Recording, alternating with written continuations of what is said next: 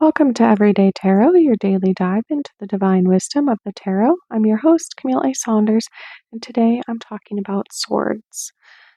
Whether you're a seasoned tarot reader or just starting to explore, this podcast offers daily insights, intuitive messages, and practical advice drawn from the cards. Each episode is designed to help you connect with your inner wisdom, find clarity in your decisions, and tap into the energy of the universe. Tune in every day, Monday through Friday, for fresh perspectives and empowering guidance from the tarot as interpreted by me. The best way to support the podcast right now is to listen daily, rate, review, and to follow or subscribe in your chosen podcast app. The next best way is to check out my Patreon. Supporting me there gets you early access to upcoming podcast episode topics, digital downloads I've created, and monthly tarot hangouts. The link is in the show notes to check that out. You can always go to my website, CamilleASaunders.com/everydaytarot, for all the latest information related to the podcast and to find images of the cards that I pull. If you're local to the greater Puget Sound area, I'd love to see you at one of my Let's Talk Tarot meetup group events, where we bring our favorite decks and play around with tarot and oracle texts together. Our next event is on February 24th at 5 p.m. at the Bonnie Lake Library. We'll be working on creating our own tarot cards. I'll bring all the supplies and guide you through the magical process. You can use the meetup link to check out further details on the event and RSVP. All right, so let's get into the main discussion, and we are in season 3 of the podcast. In the first season, I introduced tarot through talking about oracle versus tarot cards, myths of tarot, how to find a deck, reading for yourself versus others, and much more. In season 2, I went through the first 13 cards of the Major Arcana, one per episode, and now we're into season 3, where I went through the final 9 cards of the Major Arcana, and now I'm talking about each suit. And since I finished going through the Major Arcana cards, the next couple episodes are the suits. So yesterday I talked about wands. Today I'm talking about swords. So they're commonly depicted as swords of all kinds. Sometimes they look more like daggers. They have different kind of hilts on them, but again, generally, just sort of like the wands, they're often depicted very similarly. In the Anima Mundi deck, I pulled some of the swords cards on here. So I looked at the Queen of Swords, the 8, and the 7 of Swords, and usually per number they show that amount of swords. I realized that in the Anima Mundi deck, sort of each suit is represented by different kinds of animals. So the swords, because they are associated with the air element, all of the swords depictions in the Anima Mundi deck are all birds or creatures of flight.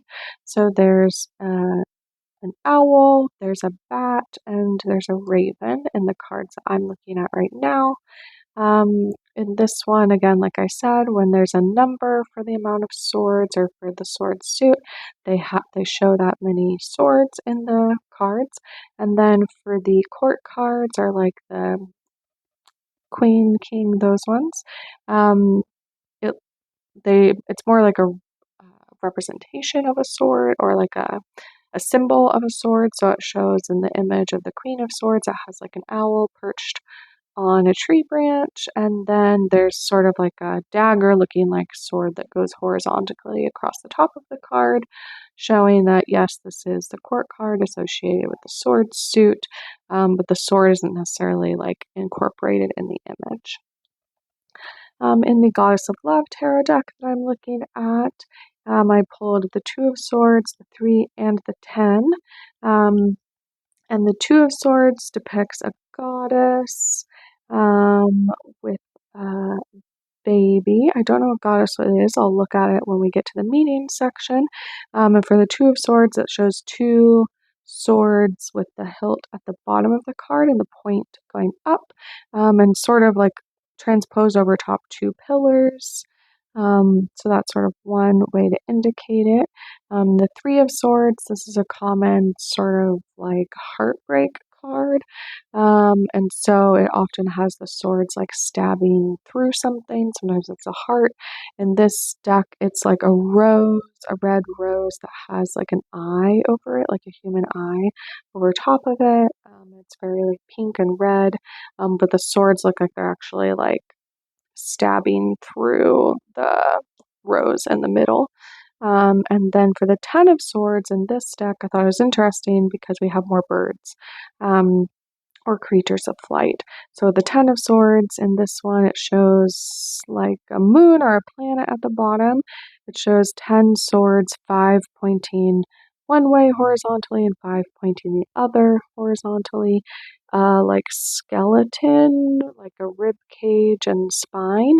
And then it looks again like there's two ravens or crows at the top of the card. And again, because swords are often associated with air, I feel like the flight animals kind of make sense for that.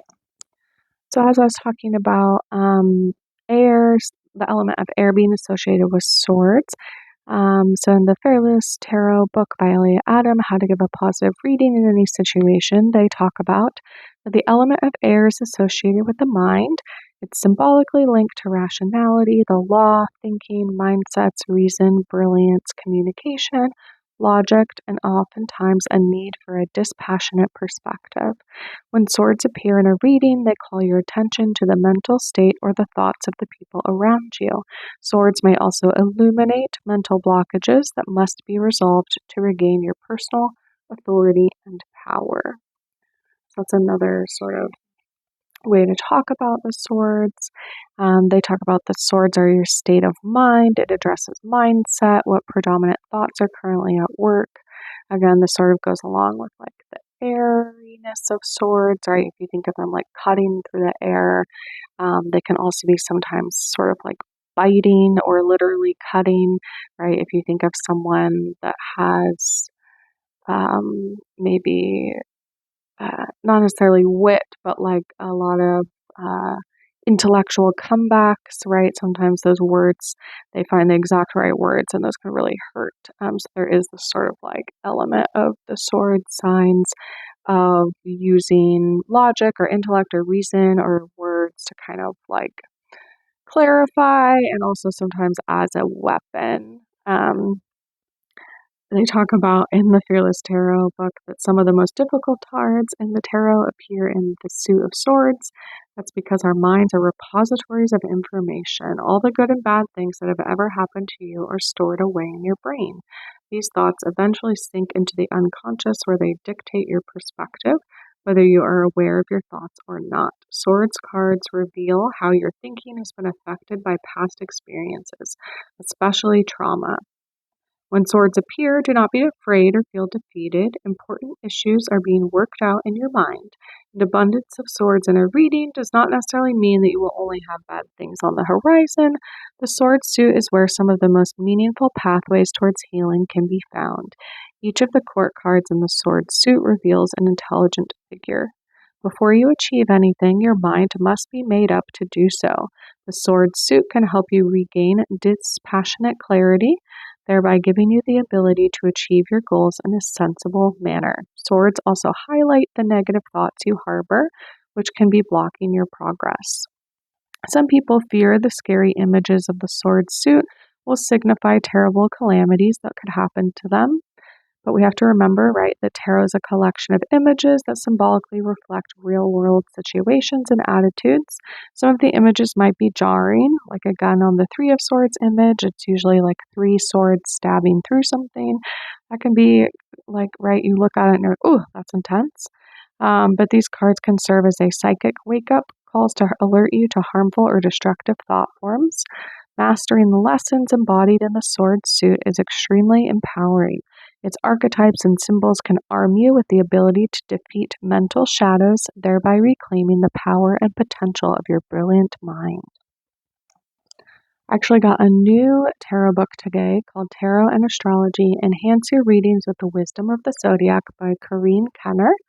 And in this book, they talk about that swords, like we said, are the airy cards of the intellect associated with conscious awareness and communication. They symbolize our thoughts, ideas, and attempts to communicate. Swords, like words, move through the air. We even compare our words to the double-edged weapons when we say the pen is mightier than the sword. So again, there's sort of this, I don't know, shadow side of swords, or the aspect of that sometimes right words or right things that we're saying to people are actually going to cut deeper than maybe a physical wound would, or just that, right, they can really, our minds can attach to those words, right? I think everyone probably has things that were said to them as a kid, by people they care about or that were impactful to them, that they still can like remember exactly what was said, even when you might not be able to remember a whole lot else from that age, which is kind of interesting. So again, we talked about, so swords are associated with air signs. So again, this is from like a zodiac or astrology perspective. So the air signs in the zodiac are Gemini, Libra, and Aquarius. And these are the cards of the intellectual realm and communication. Talks about the way we think and communicate with others. It says the cards, like real life swords, can often be pointed. They frequently cut right to the point. They can even draw blood, at least on a symbolic level. The cards in the suit of swords usually feature symbols of air, such as windswept landscapes, clouds, and flying birds.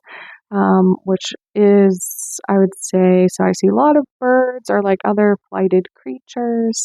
In this, there actually are clouds in all three of the swords cards in the Goddess of Love tarot deck, which I hadn't realized before. And what about wind? I don't necessarily see wind represented, although it's a little bit more abstract to represent. In the Seven of Swords card in the Anima Mundi deck, the raven is sort of like in flight as part of the card. It's sort of like chaotic looking, and you can't even see the bird's head, but it looks like it's kind of like either it's just flown off or it's about to land, like its feet or its like toes, its claws are kind of out, like ready to grab something. And it very much looks like it's in motion. Like I said, it's hard to tell if it's about to land or if it's about to take off. In that way. And yeah, so that's sort of interesting. The last book I'm going to pull is the Taschen, the Library of Esoterica Tarot book. Let's see if there's anything else in there that is important to talk about. They say swords symbolize an invisible yet potent strength, as air is symbolic of action, change, and sometimes a masculine force. Swords are the suit of higher consciousness, of intellect, of decisive change, and focused power. Again, think about a literal sword and how you wield it. Right, it can be very heavy, but can also create a lot of change, right, to someone's body or also to anything it's trying to cut down.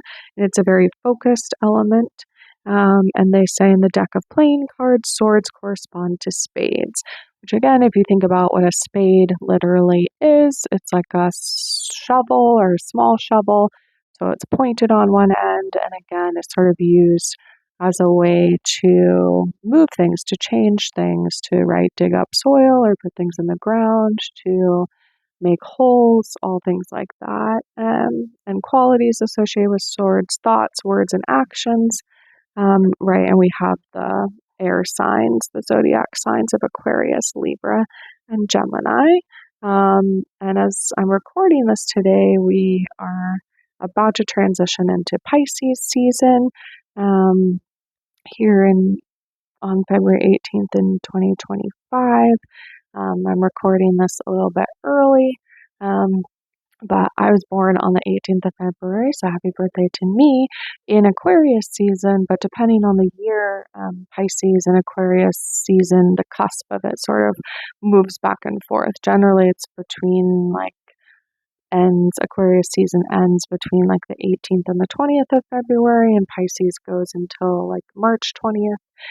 But it does move every year slightly. So that's kind of interesting. And finally, in the Goddess of Love Tarot Deck Guidebook, it talks about that swords are sharp and piercing, right? They're relentless in their unveiling of the truth. The swords embody the shadow of the Goddess of Love. They represent the mental realm, and as the elemental correspondents to air, they represent expansiveness needed to dwell in both mind and heart. Consider the patterns of beliefs you hold around love and sex, and the way you inflict pain on yourself or others because of unhealed wounds that you haven't dealt with. The swords are emblems of shadow work. We're digging into the depths of the unconscious by working through love and heartbreak instead of resisting it. They also reflect the possible suffering that comes from being open to love. You might be hurt in the process, yes, but you have the courage to go forth anyway. The swords are how you communicate, how you mitigate conflict, and how you establish boundaries, all vital skills in the art of romance, seduction, and love. All right, so let's pull a card, dive in, and see what the cards have to say. And today I'm pulling from the Sacerdote Tarot deck by Stacia Burrington. And again, this is as we think about what swords play in our lives, or what the sword, the airiness, the intellectual, the thought patterns that we get caught up in. What do we need to know about that? Okay, so I pulled a card. Oh, and it's a sword. So it's the Queen of Swords reversed. So I'm going to pull out the deck guidebook and kind of see what it says in there to see how we might interpret this. So I did pull it reversed, so I'm going to read the upright version, and then we'll sort of explore the reversal part. So the Queen of Swords, when I look at it, it has a person. They have their hand sort of vertically out right by their chin, and then there's like a sword you can see that's in front of them, but you actually can't see the whole sword. You only see like the top part of it. You don't see the hilt or anything, and it does look like there's sort of like wind or movement or something going on in the background there, and it's blue with stars in the background. So it says, the Queen of Swords, the symbols are intelligence, realistic, and honest. The Queen of Swords is staring directly into the sword's edge, holding it in reverence. She holds honesty and truth above all. She is intelligent, witty, or sharp, straightforward, and level-headed. She wants everything out in the open and does not shirk from the truth, even when uncomfortable. She said, I illustrated this queen unadorned. She's down to earth and can be quite funny. She's a realist and a problem solver. So there are descriptions for reversals in here, so I'm going to read that too. This is a suggestion to be more like the Queen of Swords, to keep your wits about you and use logic to solve your current problems. Try to be as clear as possible in your communication with others today, and learn to be okay with discomfort or fear of hurting others' feelings. In short, be wary of being a people pleaser.